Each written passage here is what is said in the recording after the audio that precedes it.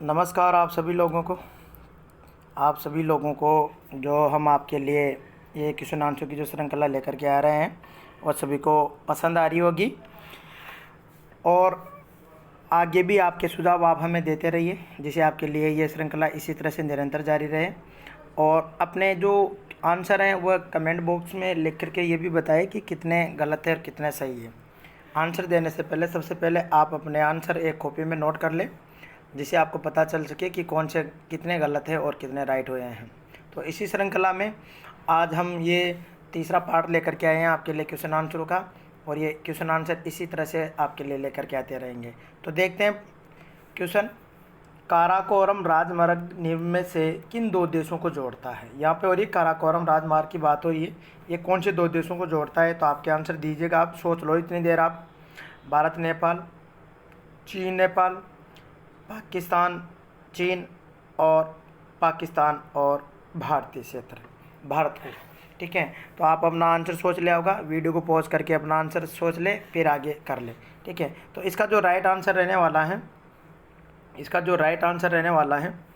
Right answer रहने वाला है इसका पाकिस्तान और चीन। कौन सा? पाकिस्तान और चीन इसका राइट आंसर रहने वाला है। तो आगे देखते हैं हम। समुद्री तट रेखा की कुल लंबाई कितनी है? यहाँ पे हम भारत की जो सीमा रेखा है उसके बारे में बात कर रहे हैं। भारत की सीमा रेखा की बात की जाए तो जो भारत की सीमा है इसे दो भागों में बांट रखा है। एक तो स्थलीय सीमा है, ठीक है, एक तो स्थलीय सीमा है, और ये के ध्यान रखिएगा, एक है कौन सी वाली? जलीय सीमा। स्थलीय सीमा की बात की जाए तो 15,200 किलोमीटर है। और हमने यहाँ पे पहले बताया था आपको जलीय सीमा की बात की जाए, जलीय सीमा को दो भागों में बांट रखा है। एक तो ध्यान रखिएगा तटीय सीमा। कौन सी? तटीय सीमा। और तटीय सीमा की बात की जाए तो 6100 किलोमीटर है। और द्वीपों की बात की जाए, द्वीपीय सीमा में बात की जाए तो 16.6 किलोमीटर है। इस तरह से ध्यान दोनों को जोड़ते हैं इनको, यदि जोड़ते हैं इनको तो जोड़ने पर ध्यान रखिएगा कितना आंसर आता है इसका? 7,516.6 किलोमीटर, जैसा कि आपके सामने यहाँ पे दिया हुआ है। तो इसका जो राइट आंसर रहने वाला है वो है नंबर 2 आंसर इसका राइट रहने वाला है। तो इसमें दोनों को जोड़ा गया है, इसमें द्वीपीय सीमा भी जोड़ी गई है और तटीय सीमा को भी जोड़ा गया है। आगे बात करते हैं। अगला क्वेश्चन आपके सामने है, ध्यानपूर्वक क्वेश्चन को पढ़ें। अगला क्वेश्चन दिया हुआ है, निम्न में से कौन सा एक जोड़ा सुमेलित नहीं है? ये नहीं वाले ध्यान से पढ़ें। नाथुला, यहाँ पे दर्रों की बात हो रही है, ठीक है।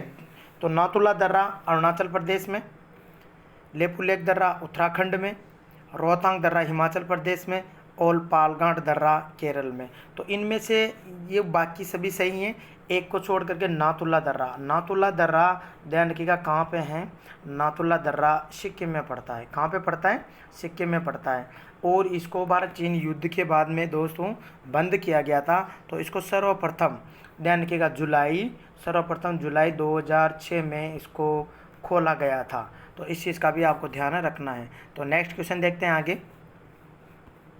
अगला क्वेश्चन, नाथुला दर्रा अभी जस्ट हमने पढ़ा तो इसमें समय वेस्ट नहीं करेंगे। तो नाथुला दर्रा स्थित है कहाँ पे? सिक्किम में है। अगला वाला क्वेश्चन देखते हैं हम। जोजिला दर्रा कहाँ पर स्थित है? जोजिला दर्रा कहाँ पर स्थित है? हिमाचल प्रदेश में, अरुणाचल प्रदेश में, सिक्किम में, या जम्मू कश्मीर में? तो दो जोजिला दर्रा हैं, तो आपको सोच के बताना है जोजिला दर्रा कहाँ पे पड़ता है। जोजिला दर्रा पड़ता है कहाँ पे? सोचो, आप आंसर सोचो।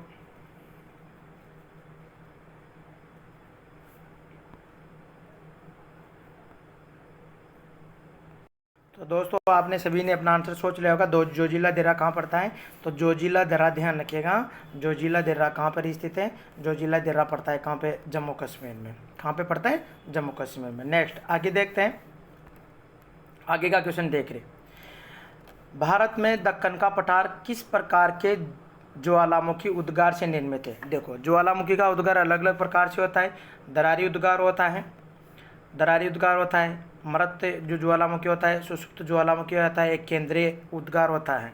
तो ये मृत और जो सुषुप्त तो ज्वालामुखी के प्रकार हैं, ठीक है। तो एक तो दरारी उद्गार होता है और एक केंद्रीय उद्गार होता है। तो ध्यान रखिएगा, जो ज्वालामुखी जो दक्कन का जो पठार है, यहाँ पे ये दक्कन का जो पठार है, दक्कन के पठार में जो ज्वालामुखी का जो उद्गार हुआ था वो ध्यान रखिएगा गोंडवाना लैंड और अंगाला लैंड में टक्कर होने के कारण ध्यान रखिएगा यहाँ से कैसे उद्गार हुआ था, दरारी उद्गार हुआ था। तो इसका जो राइट आंसर है, ध्यान रखिएगा राइट आंसर क्या रहने वाला है इसका, राइट आंसर रहने वाला है इसका दरारी उद्गार के द्वारा। नेक्स्ट आगे देखते हैं। भारत का सबसे अधिक विस्तृत भूभाग जो भारत के भौतिक प्रदेश है, ध्यान रखिएगा, और यहाँ पे आपके सामने दिए हुए हैं भारत के भौतिक प्रदेश, उत्तरी पर्वत तटीय मैदान, दक्षिण का पठार और उत्तरी मैदान। तो इनमें जो सबसे विशाल भौतिक प्रदेशों में आता है वो आता है प्रायद्वीपीय दक्षिण का पठार। तो यहाँ पे जो इसका राइट आंसर रहने वाला है वह है कौन सा, नंबर 3 राइट आंसर रहने वाला है। यही भारत का सबसे प्राचीन भी है, जो भारत के जो 6 भौतिक प्रदेश हैं उन 6 भौतिक प्रदेशों में से दक्षिण का जो पठार है वह सबसे प्राचीन भी है। तो नेक्स्ट आगे देखते हैं हम। पश्चिमी घाट के आर पार सबसे चौड़ा विदर का मतलब होता है दर्रा, ठीक है, विदर का मतलब क्या होता है, दर्रा। यहाँ दर्रा पूछा गया है कि सबसे चौड़ा दर्रा कौन सा है, तो भोरगांठ दर्रा, पालगांठ दर्रा, थालगांठ दर्रा, पालगांठ दर्रा और खंडवा विदर। तो ध्यान रखिएगा यहाँ पे आगे भी दर्रों के क्वेश्चन आएंगे। तो यहाँ पे मैं आपको बता दूँ जो दर्रे हैं दक्षिण भारत में, ध्यान रखिएगा जो दक्षिण भारत के दर्रों की बात की जाए तो दक्षिण भारत में 4 ही दर्रे हैं, ठीक है। दक्षिण भारत में कितने दर्रे हैं, 4 दर्रे हैं। और 4 दर्रों के बारे में आपको थोड़ा सा जानकारी दे दूं जैसे आपको सुविधा रहेगी आके। जो ये वाला जो दर्रा है ध्यान रखिएगा ये है थालगांठ दर्रा। सबसे पहले कौन सा आता है, थालगांठ दर्रा। कौन सा, थालगांठ दर्रा। और थालगांठ दर्रा है जो ध्यान रखिएगा यदि आपको मुंबई कहाँ से, बम्बई से यदि आपको कहाँ जाना है, पुणे, यदि बम्बई से आपको पुणे जाना है तो थालगांठ दर्रे से होकर के जाएंगे। दूसरा नंबर का जो दर्रा है वह है कौन सा, भोरगांठ। कौन सा, भोरगांठ दर्रा। यदि आपको ध्यान रखिएगा बम्बई से यदि आपको कहाँ जाना है, नासिक। कहाँ जाना है, नासिक। यदि बम्बई से नासिक जाना है तो उसके लिए आपको कौन सा दर्रा पार करना पड़ेगा, भोरगांठ दर्रा पार करना पड़ेगा। और नेक्स्ट आगे देखते हैं, जो आगे का दर्रा बचा हुआ है यहाँ पे पालगांठ दर्रा। कौन सा वाला, पालगांठ दर्रा, जो कि सबसे दक्षिण भारत का या पश्चिमी घाट का सबसे चौड़ा दर्रा है। और इसमें आपको ये ध्यान रखना है यदि केरल का कौन सा, कोच्चि, केरल का कौन सा, कोच्चि से यदि आपको कहाँ पे जाना है, कोयम्बटूर, ये तमिलनाडु का है, कोयम्बटूर जाना है तो आपको कौन सा दर्रा, पालघाट दर्रा पार करना पड़ेगा, जो कि दक्षिण भारत का सबसे चौड़ा दर्रा भी है। आगे देखते हैं एक दर्रा और भी है। दक्षिण भारत में 4 ही दर्रे हैं। एक है सेनकोटा गैप, सेनकोट गैप है, सेनकोट गैप। यदि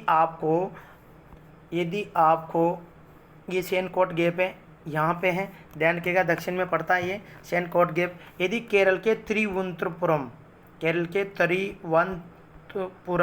से यदि आपको मदुरई जो तमिलनाडु का शहर है सबसे प्राचीन, वहाँ जाना है आपको, तो कौन से जाओगे आप, गैप से, सेनकोट गैप से जाना पड़ेगा। तो इस तरह से ध्यान रखिएगा, ये आपके सामने सभी के आंसर हो जाते हैं। और इस क्वेश्चन का जो राइट आंसर रहने वाला है दोस्तों, ध्यान रखिएगा वह है कौन सा, पालघाट दर्रा, पश्चिमी घाट का सबसे चौड़ा विदर। और ये सब के सब क्वेश्चन किसी एग्जाम में आए हुए हैं। नेक्स्ट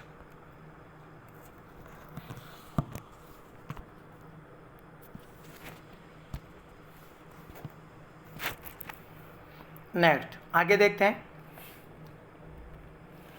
निम्न में से कौन सी संरचना भारत के नक्शे में सबसे उत्तर में है। देखो नक्शे में जो भारत का मैप है, ध्यान रखिएगा, इनमें पूछा गया है कौन सी संरचना कहाँ पे पड़ती है। तो एक बार आपको बता दूं मैं, यहाँ पे आएगा मालवा का पठार, ये मालवा का पठार है, मालवा पठार है। इसके दक्षिण में ध्यान रखिएगा फिर आती है, ध्यान रखिएगा कौन सी, विंध्यन पर्वतमाला। कौन सी आती है, विंध्यन पर्वतमाला आती है, मालवा का पठार है, विंध्यन पर्वतमाला आएगी। और फिर इसके दक्षिण में ध्यान रखिएगा कौन आएगी, सतपुड़ा पर्वत आएगी। कौन सी आएगी, सतपुड़ा पर्वत आएगी। और लास्ट में ध्यान रखिएगा फिर आती है कौन सी, अजंता की पहाड़ियाँ, जैसा कि मैंने आपको पढ़ा भी रखा है। तो इसका जो राइट आंसर रहने वाला है, तो इसका राइट आंसर रहने वाला है सबसे उत्तर में कौन आएगी, तो मालवा का पठार आएगा। कौन आएगा, मालवा का पठार आएगा इसके अंतर्गत है।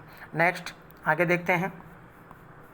सुमेलित करना है आपको, सुमेलित करना है।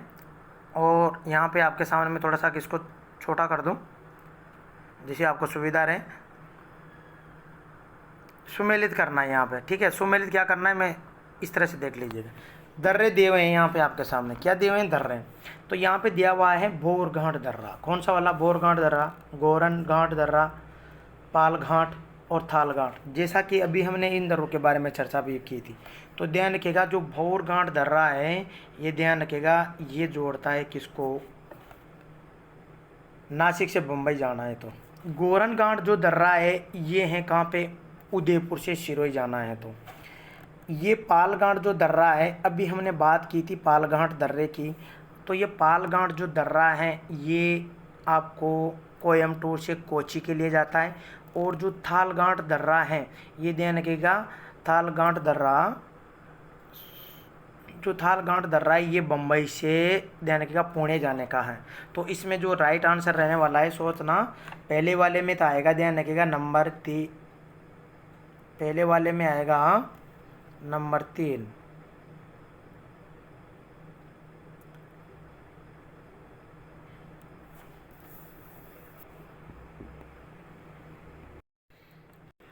हाँ दोस्तों, तो ध्यान रखना, यहाँ पे थोड़ी सी गड़बड़ हो रही है क्वेश्चन में, उसको थोड़ा चेक कर ले। जो यहाँ पे सबसे पहले आएगा, इसमें आएगा नंबर 3, फिर उसके बाद में आएगा 1, फिर आएगा 4 और फिर आएगा कौन सा, 2 नंबर। तो यहाँ पे जो आंसर रहने वाला है वो 4 होना चाहिए था, लेकिन यहाँ थोड़ी सी गड़बड़ हो रही है, ठीक है। तो इसको ज़रूर देख ले आप। तो इस पे जो यहाँ पे ये सबसे पहले 3 आएगा और यहाँ पे आप लास्ट में 2 कर ले। तो इस तरह से इनको आप सम्मिलित करके एक बार देख ले, ठीक है। तो नेक्स्ट आगे देखते हैं हम, आगे देखते हैं। देखो ये सर, ये पढ़ा रखे हैं मैंने आपको, हिमालय की निम्न श्रृंखलाओं को उत्तर से दक्षिण की ओर व्यवस्थित क्रम में जमाइए। तो हिमालय की जो श्रृंखला है, हिमालय की हम बात करें, ठीक है, हिमालय की हम बात करें, ये हिमालय है, और हिमालय के श्रृंखलाओं की हम बात करते हैं। तो हिमालय की श्रृंखला में जो श्रृंखला आती है सबसे, तो ध्यान का, पहले तो काराकोरम आती है, फिर आती है लद्दाख आती है, फिर जास्कर आती है, ठीक है, और फिर एंड में इधर कौन आती है, शिवालिक श्रेणी पड़ती है। तो इनका उत्तर से दक्षिण की ओर जो क्रम रहेगा, सबसे पहले रहेगा इसका रहने वाला है, वो रहने वाला है कौन सा, रहने वाला है सबसे पहले 3, फिर 2, फिर 1 और फिर 4। तो इसका रहने वाला है 3, 2, 1। तो 3, 2, 1 और 4, इसका राइट आंसर है कौन सा वाला, 4 नंबर आंसर है। तो आप आराम से इनको क्वेश्चनों को कीजिएगा और अपने अपने आंसर भी चेक कीजिएगा। देखो अगला क्वेश्चन आपके सामने वापस है, भारत का कौन सा प्रदेश प्राचीन गोंडवाना बुक भाग से संबंधित है। तो इसके बारे में भी मैंने जस्ट बात की थी। जो गोंडवाना का भाग है वह ध्यान रखिएगा कौन सा है, गोंडवाना का भाग के दक्कन का पठार, जो कि ध्यान रखिएगा किससे टूट करके, अफ्रीका महाद्वीप से टूट करके अलग हुआ था। तो ये गोंडवाना लैंड का भूभाग है। और राजस्थान का ध्यान रखिए, सॉरी, भारत का सबसे प्राचीनतम भूखंड भी यही माना जाता है। नेक्स्ट, पालघाट निम्न में से किन के मध्य स्थित है। तो पालघाट की भी हमने जस्ट बात की थी कि ये पालघाट दर्रे की बात की जाए तो ध्यान रखिएगा, ये यहाँ पे पड़ती है कौन, नीलगिरी की पहाड़ियाँ, और यहाँ पे पड़ती है कौन सी, अन्नामलाई की पहाड़ियाँ। और पालघाट का जो ये दर्रा है, ये पालघाट का जो दर्रा है ये देखिए दोनों के मध्य स्थित है यहाँ पे, जो कि दक्षिण भारत का सबसे चौड़ा विदर अथवा दर्रा भी है। तो इसका राइट आंसर रहने वाला है नंबर 2, राइट आंसर रहने वाला है। तो नेक्स्ट आगे देखते हैं, यहाँ पे दी हुई है चूमी घाटी किन 2 देशों को प्रतिच्छेदित स्थल पर स्थित है, 2 देशों को जोड़ते हैं। तो यहाँ पे इसका जो राइट आंसर है ध्यान रखिएगा, ये भारत, भूटान और तिब्बत यहाँ पर स्थित है। तो ये वाली जो स्थिति आती है यहाँ पे, ये चुम्बी घाटी यहाँ से स्थित है। तो इधर तो पड़ता है ध्यान का, भूटान पड़ता है, ठीक है, इधर तिब्बत पड़ता है और इधर पड़ता है भारत। तो यहाँ पे स्थित है कौन सी, चुम्बी घाटी, कौन सी है, चुम्बी घाटी। तो इसका राइट आंसर रहने वाला है, इसका राइट आंसर है नंबर 1, राइट आंसर है इसका। नेक्स्ट, ध्रुवीय क्षेत्र से बाहर सबसे बड़ा हिमानी भारत में स्थित है। कहने का ध्रुव को छोड़ करके भारत में सबसे बड़ा जो हिमनद माना जाता है, वो माना जाता है सबसे बड़ा हिमनद कौन सा है। तो सबसे बड़ा जो हिमनद है वो माना जाता है कौन सा, सियाचिन, कौन सा, सियाचिन ग्लेशियर, ये सियाचिन ग्लेशियर, जहाँ से ध्यान रखिएगा नुब्रा नदी और नुब्रा घाटी भी स्थित है। नेक्स्ट आगे की बात कर लेते हैं। निम्नलिखित में से कौन सा पूर्वांचल पहाड़ियों का भाग है? जो पूर्वांचल पहाड़ियाँ हैं, पूर्वांचल पहाड़ियों का मतलब होता है ये वाला जो इधर वाला जो भारत है, इस भारत की बात की जा रही है, तो इसका जो भाग है तो ध्यान रखिएगा ये प्रायद्वीपीय भारत की भाग हैं और सारे के सारे। और यहाँ पे आपके सामने स्पष्ट आ रहा है नज़र कि जो पटकोई बूम है, अरुणाचल प्रदेश में स्थित पहाड़ी है पटकोई बूम, और ये ध्यान रखिएगा पूर्वांचल की जो पहाड़ियाँ हैं उसका भाग माना जाता है, जिसमें पूर्वी हिमालय भी कहा जाता है। नेक्स्ट ये कुछ आ गए दून, देहरादून, कोटली दून, पोटली दून, ध्यान रखेगा। तो यहाँ पे ध्यान रखेगा जो शिवालिक श्रेणी है हिमालय की, जो सबसे नवीनतम जो श्रेणी है शिवालिक श्रेणी, तो जो पश्चिम में इसके मध्य समतल मैदान अथवा घाटियाँ पाई जाती है उन्हें दून कहा जाता है। क्या कहा जाता है? दून। और पूर्व में जो समतल घाटियाँ अथवा मैदान पाए जाते हैं उन्हें कहा जाता है द्वार कहा जाता है। क्या कहा जाता है? द्वार। तो ध्यान रखिएगा, तो यहाँ पे जो दिया हुआ है देहरादून, कोटली दून, पोटली दून, इनके अंतर्गत। और सबसे बड़ा ये भी ध्यान रखना दोस्त है, जो सबसे बड़ा जो इनमें दून है वह है देहरादून। कौन सा? देहरादून। तो ये बोला कहाँ कहाँ पे स्थित है, तो ये हिमालय की श्रेणी है, इसे बोलते हैं हिमाचल हिमालय और इसे बोलते हैं लघु हिमालय। और नीचे जो श्रेणी आती हैं उसे बोलते हैं शिवालिक। कौन सी? शिवालिक। तो इनके मध्य जो समतल मैदान घाटियाँ पाई जाती हैं उन्हें क्या कहा जाता है? दून कहा जाता है। और इस तरह से इसका इस राइट आंसर रहने वाला है कौन सा? हिमाचल हिमालय और शिवालिक हिमालय के मध्य पाई जाती है। कौन सी? देहरादून, कोटली दून और पोटली दून। तो ठीक है दोस्तों, इस तरह से आपको ये पसंद आ रही होगी क्लास। तो अपने आंसर भी आपको क्वेश्चन भी अच्छे से आ रहे होंगे, क्योंकि जो क्वेश्चन पढ़ाए उन्हीं में से संबंधित है, सारे के सारे क्वेश्चन एग्जाम में आए हुए हैं। देखिए, भारतीय सीमा पर पूर्व से पश्चिम की ओर स्थित दर्रों को व्यवस्थित कीजिए। देखो, हम बात करें, ये भारत का मैप है, ये भारत का मैप है, और भारत के जो दर्रे हैं, इन दर्रों की अगर हम बात की जाए ऐसे, दर्रों की बात की जाए ऐसे, तो जो दर्रे हैं कहाँ से कहाँ पहुँचा है? इधर से पूर्व से पहुँचा है। तो ये दीपू दर्रा, कौन सा वाला? दीपू, ये अरुणाचल प्रदेश में पड़ता है। इसके बाद में जेलेपला दर्रा पड़ता है कहाँ पे? सिक्किम में। कहाँ पे पड़ता है? सिक्किम में। फिर इसके बाद में जेलेपला आएगा। नीति दर्रा उत्तराखंड में आएगा, और इसके बाद में आएगा हिमाचल प्रदेश में रोहतांग दर्रा। तो इसका जो क्रम रहने वाला है दीपू, जेलेपला और नीति और रोहतांग दर्रा। तो इसका राइट आंसर रहने वाला पहले नंबर का है, जो राइट आंसर है इसका पहले नंबर का है, राइट आंसर रहने वाला है। ठीक है, तो इसका राइट आंसर दीपू, जेलेपला, नीति और रोहतांग दर्रा। तो इन दर्रों को भी आप ध्यान से पूछें, ध्यान से देखें, क्योंकि इनसे भी क्वेश्चन आपके पूछे जाते हैं। आगे की बात कर लेते हैं हम। तमिलनाडु और आंध्र प्रदेश का जो तट है, तमिलनाडु और आंध्र प्रदेश का जो तट है, ये तटीय मैदानों की बात हो रही है। ठीक है, तो ये इस तट की बात हो रही है। तो यहाँ पे मैं थोड़ा सा आपको जानकारी दे दूँ, यहाँ जानकारी ये दे दूँ कि जो पूर्वी तट, ये बोलते हैं पूर्वी तटीय मैदान। पूर्वी तटीय मैदानों का उत्तरी भाग तो उत्तरी सरकार तट कहलाता है। क्या कहलाता है? उत्तरी सरकार तट कहलाता है। और पूर्वी तटीय मैदानों का दक्षिणी भाग तट है, जो कोरोमंडल तट कहलाता है। क्या कहलाता है? कोरोमंडल तट कहलाता है। ये तमिलनाडु और आंध्र प्रदेश के मध्य स्थित है। तो ये उत्तरी सरकार तट ध्यान रखिएगा, पूर्वी मैदानों का उत्तरी भाग है, और ये कोरोमंडल तट ध्यान रखिएगा, ये दक्षिणी भाग है, जो कि इसका राइट आंसर है।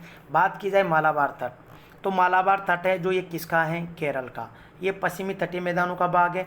कोंकण तट, ये ध्यान रखिएगा, ये कोंकण तट, ये महाराष्ट्र का तट है यहाँ पे। तो ये इसका भी थोड़ा सा ध्यान रखना है आपको। महाराष्ट्र का जो तटीय मैदान है पश्चिमी तट का भाग है, तो उसे कोंकण तट के नाम से जाना जाता है। नेक्स्ट, कौन सा तट भारत के पश्चिमी तट का भाग नहीं है? तो वही बात होगी वापस, पश्चिम कहने का मतलब ये पश्चिमी तटीय मैदान है। क्या है? पश्चिमी तटीय मैदान। और पश्चिमी तटीय मैदान में 5 राज्य आते हैं, और ये हैं पूर्वी तटीय मैदान। पूर्वी तटीय मैदान में 4 राज्य आते हैं, और तटीय मैदानों के अंतर्गत कुल कितने राज्य आते हैं? 9 राज्य यहाँ पे आते हैं। तो ध्यान रखिएगा, इसमें जो ये काठियावाड़, ध्यान रखिएगा, कौन सा वाला? काठियावाड़। काठियावाड़ गुजरात का तट है, कोंकण तट महाराष्ट्र का तट है, मालाबार केरल का तट है। तो ये तो है पश्चिम तटीय मैदानों के भाग। यहाँ पे इसका आंसर है कोरोमंडल तट, जैसा कि हमने अभी चर्चा की थी। कोरोमंडल तट तमिलनाडु आंध्र प्रदेश के मध्य, स्पेशल इसको तमिलनाडु में बोला जाता है कोरोमंडल तट। नेक्स्ट, भारत के पूर्वी तटीय मैदानों को दक्षिणी भाग में किस नाम से जाना जाता है? वही बात, अभी जस्ट ये क्वेश्चन देखो, ये सब एग्जाम में आए हुए हैं, 2-2 3-3 बार आए हैं। और पूर्वी तटीय मैदानों की बात हो रही है, ये पूर्वी तटीय मैदानों की, और इसका जो दक्षिणी भाग है उसे जाना जाता है किस नाम से? कोरोमंडल तट के नाम से जाना जाता है। आगे देखते हैं, कौन सा राज्य उत्तर पूर्वी राज्यों की 7 बहनों का भाग नहीं है? 7 सिस्टर। कौन सा? 7 सिस्टर। तो दोस्तों सबसे पहले तो आपको ये पता होना चाहिए कि 7 सिस्टर में आते कौन कौन से राज्य हैं। तो 7 सिस्टर के अंतर्गत ध्यान रखिएगा, जो राज्य आते हैं उनको मैं आपको नॉर्मली नक्शे से याद करवा दूं। ये पूर्वोत्तर का भारत है। यहाँ पे 7 सिस्टर में आते हैं कौन कौन से राज्य? तो 7 सिस्टर में आते हैं, असम आएगा, असम के नीचे मेघालय आएगा, और मेघालय के इधर आएगा त्रिपुरा आएगा। यहाँ आएगा अरुणाचल प्रदेश, यहाँ आएगा नागालैंड, और यहाँ आएगा कौन सा? मणिपुर, और फिर आएगा कौन सा? मिजोरम। कौन सा? मिजोरम। तो ये 7 सिस्टर में आते हैं। तो यहाँ पे जो इनमें से दिया हुआ है तो ध्यान रखना, इनमें से जो नहीं होगा त्रिपुरा है, त्रिपुरा 7 सिस्टर में आता है, मेघालय आता है, अरुणाचल प्रदेश आता है। तो यहाँ से जो नहीं आता है वो कौन सा है? नहीं आता है वो है कौन सा? पश्चिम बंगाल। तो 7 सिस्टर का भाग नहीं है। तो दोस्तों इस तरह से ये आपके लिए जो क्लास है बहुत ही यूज़फुल होने वाली है, और ये श्रृंखला हमारी इसी तरह से निरंतर चलती रहेगी। अब अगला क्वेश्चन का आंसर दीजिए आप।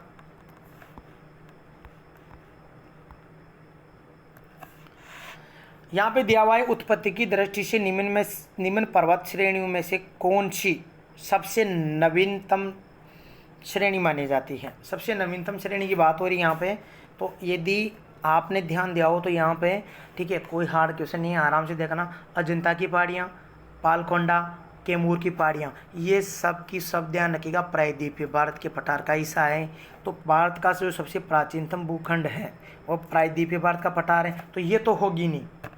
अब यहाँ पे पटकोई बूम ध्यान रखिएगा, ये पूर्वोत्तर पहाड़ियों का भाग है। तो इनमें जो नवीनतम है ये हिमालय का भाग है, हिमालय की तरफ का ध्यान रखिएगा, और हिमालय सबसे नवीन है। तो इसका जो राइट आंसर रहने वाला है वो कौन सा राइट आंसर रहने वाला है? पटकोई बूम। कौन सी? पटकोई बूम बोलते हैं इसको, पटकोई बूम पर्वत श्रेणी। ध्यान रखा। आगे देखो, गारो पहाड़ी भारत के किस भाग में स्थित है? तो ध्यान रखना, ये हमारा भारत का नक्शा है, भारत का मैप है।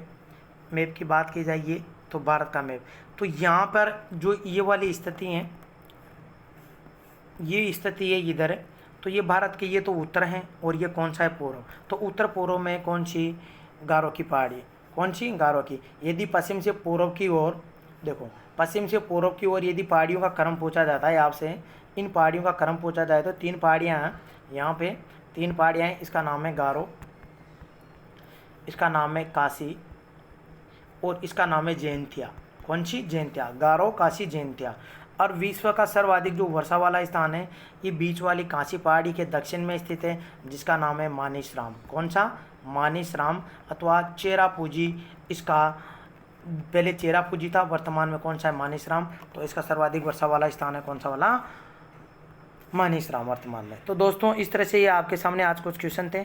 यदि आपको क्लासें पसंद आई हो तो इसको अधिक से अधिक दोस्तों को और को भी इसको शेयर कीजिए और हमें सपोर्ट कीजिए। थैंक यू, धन्यवाद। अगली क्लास में फिर मिलेंगे। नमस्कार।